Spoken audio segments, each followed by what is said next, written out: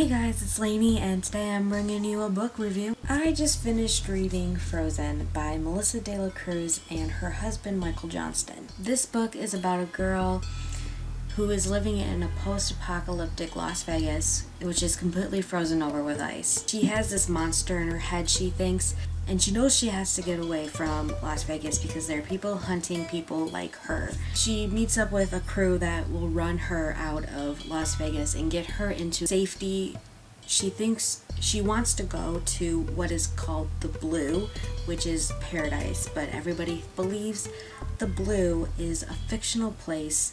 I rated this book a 4 out of 5 on Goodreads. I devoured this book, which is surprising. I am not a big fantasy reader, and this book is qualified as fantasy. For those of you who are like me and don't fully get into fantasy, this is like light fantasy. I thought this was a good book for me to ease myself into fantasy. I wouldn't have picked it up, however, if it wasn't taking place in Las Vegas, because Las Vegas is my favorite city, so having it frozen over with ice but still be the lively nightlife Sin City it still is in this book was really great to read. I would have to say that this book is a cross between The Darkest Minds and Pirates of the Caribbean.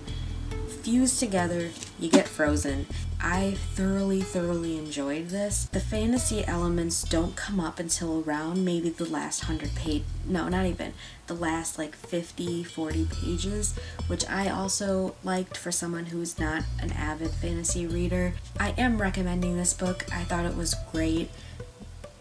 The characters are very well written. It's told in a dual point of view setup, so if you enjoy that, definitely check it out. It's like pretty much every other chapter, or sometimes in the same chapter you'll get a little bit of thoughts of one character and the other. I'm not a big fan of that, but I like the books all as well. So it's a new release.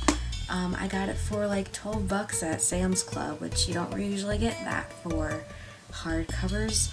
By the way, I am winging this review, so if it's coming out as ratchet as I think it is in my head, I do apologize. You know what, just go check this out. I recommend this a lot. As I said, I loved the characters.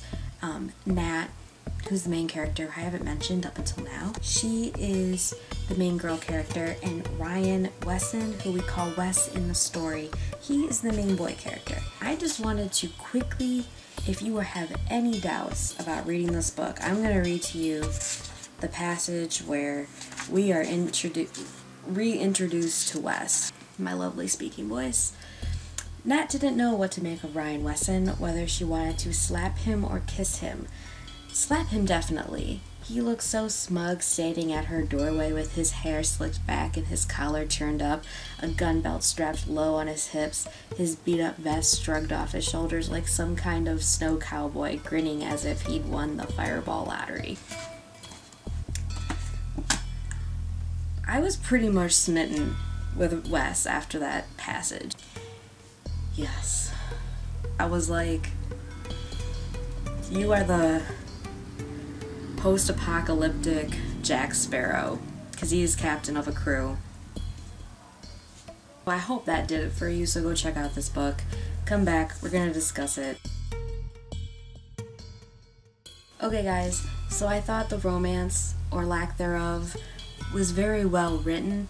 There was like this extreme sexual tension between Nat and Wes that I so loved to read.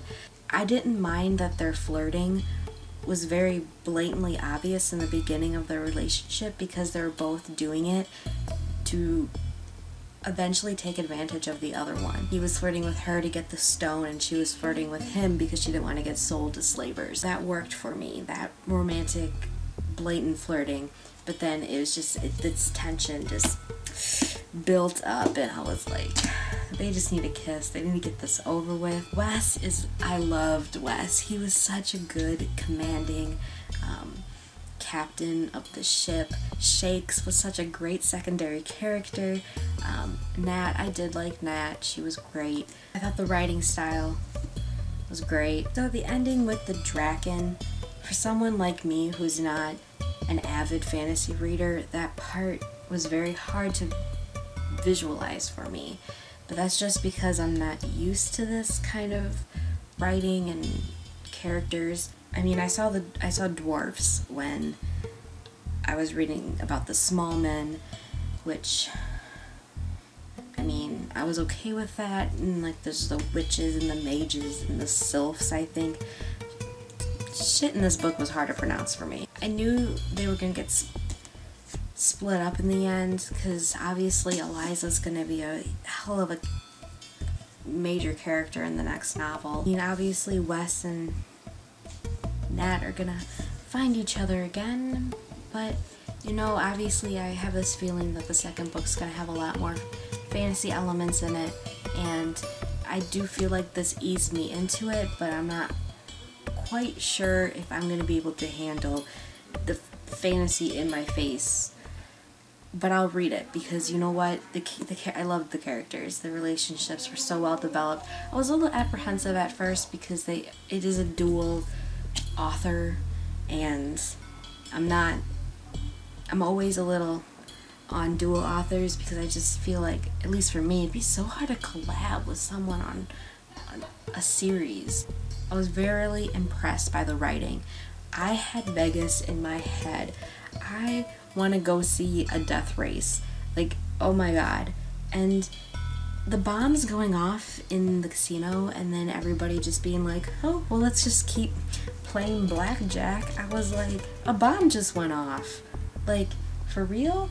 I do wish that Nat was in Vegas long enough to feel like she was a Vegas citizen, because it kind of is revealed that she was only there for like 3 weeks before she just took off with the guys, and I was like, that, it made it seem like she was there a lot longer, like she had these developed relationships with like Manny and Joe. I just wish she was in Vegas longer so she was more acclimated to her surroundings, so I would have believed her stories of things happening and all that, because I was thinking, so you're blackjack dealer, you were a grieving singer, you know, all these stories about that stone getting taken from Joe at a match. It was just too much information that you would get in just 3 weeks. One thing that did really bother me was the missing information in the last like 100 pages when they were